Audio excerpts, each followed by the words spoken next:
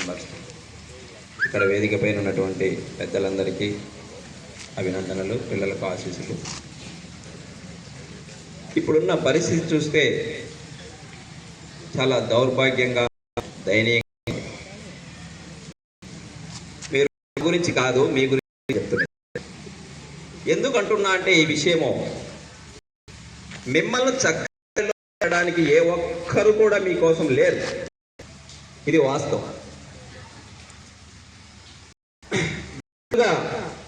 Sir చెప్పిన మా position ఏంటో మేము చెప్పుకున్నాం. మేము ముందరనే ముందుకు పోలేం, వెనక్కి పోలేం. మిమ్మల్ని తీర్చిదిద్దడానికి కృష్ణారెడ్డి సార్ గారి గురించి నాకు తెలుసు. ఎగ్జామ్ సెంటర్లో సార్ ఒక డ్యూటీ చేసినాడు. ఇంతకుముందు చేసినాడో లేదో కానీ సారు సిఎస్ కనుక సార్ చీఫ్గా చేశారు. డిపార్ట్మెంటల్గా చేశారు. మీకు తెలుసు ఎగ్జామ్ సెంటర్లో ఇద్దరు ఉంటారు, ఒకరు చీఫ్, ఇంకొకరు డిపార్ట్మెంట్. వీళ్ళిద్దరి ఆధ్వర్యంలో మేము మా ఇట్లా ఇన్విజిలేటర్లు మేము చూస్తూ ఉంటాం. మీ యొక్క ఏదైనా తీర్చిదిద్దాలనే ఆకాంక్ష ఉన్నటువంటి గురువు కృష్ణారెడ్డి సార్.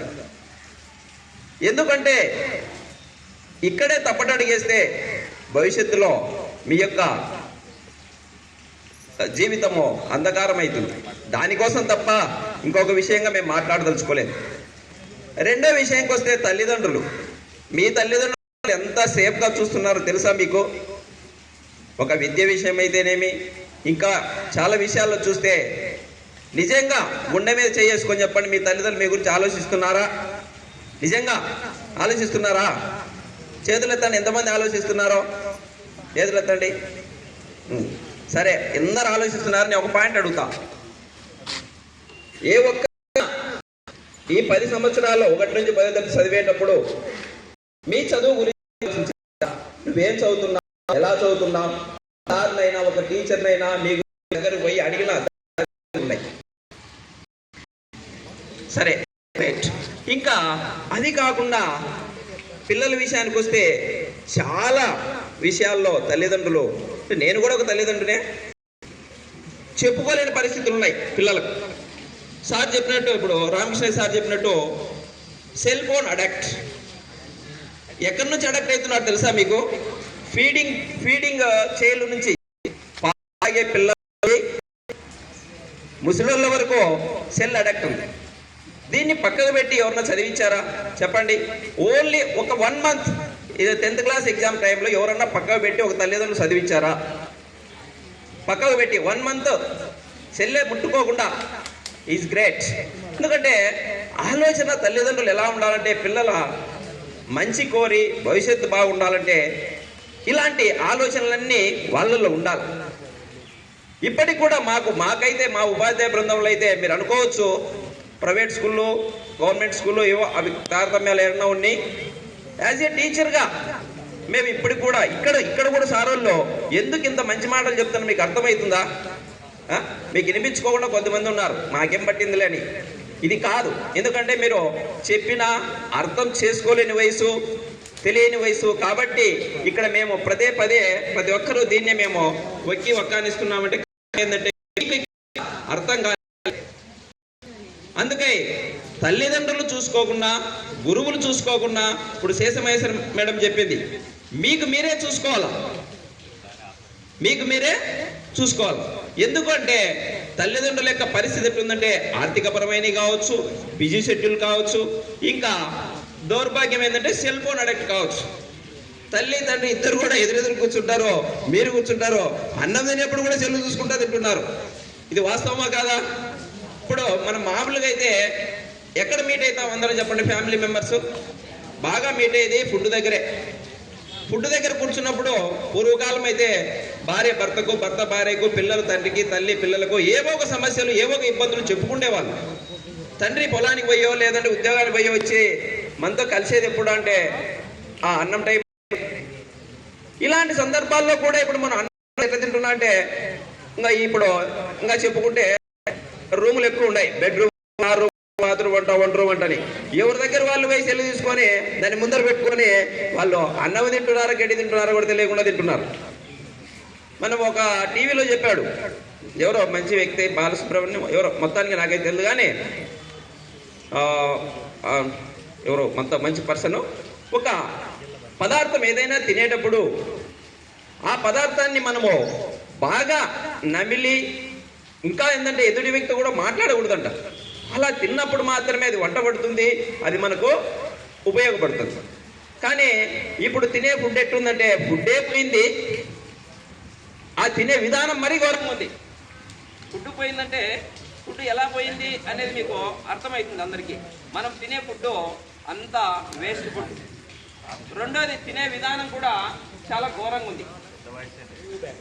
అట్లా ఈ క్రమంలో మా యొక్క అభిలాష ఏంటంటే, మీరు ఇప్పుడు ఈ పక్క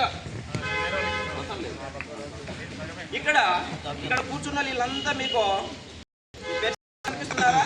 చూడండి, మకాల్లో ఎవరన్నా ఇబ్బందులు ఎట్టున్నాయా? అందరు మెరిసిపోతున్నాం.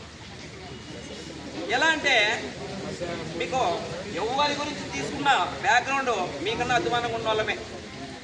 మీరున్న పొజిషన్ కన్నా ఏ విధంగా అయినా సరే చాలా వీక్ పొజిషన్లోంచి ఈరోజు ఈ ఉన్నత స్థాయికి వచ్చారంటే అర్థం ఏంటంటే, మీలాంటి బాధలు మాకు తెలుసు కాబట్టి మేము ఈ కోచింగ్ సెంటర్లో ఒక కమిట్మెంట్తో పనిచేస్తున్నాం. మీకు తెలుసునో తెలియదో, అహోబిలాపురానికి రావాలా, అక్కడికి రావాలంటే బైక్ కావాలా, ఇంట్లో పిల్లలు ఉంటారు, భార్య ఉంటుంది, మళ్ళా టయానికి అన్నం. సార్ అయితే 1 గంటకే వచ్చాడు ఈసారి. చూసారా ఈ సంవత్సరం 1 గంటకు స్కూల్ వదిలించి వచ్చిన తర్వాత ఇంట్లో ఫుడ్ తిన్నాడో లేదో మీ దగ్గరకు వచ్చి అటెండ్ అయినాడు.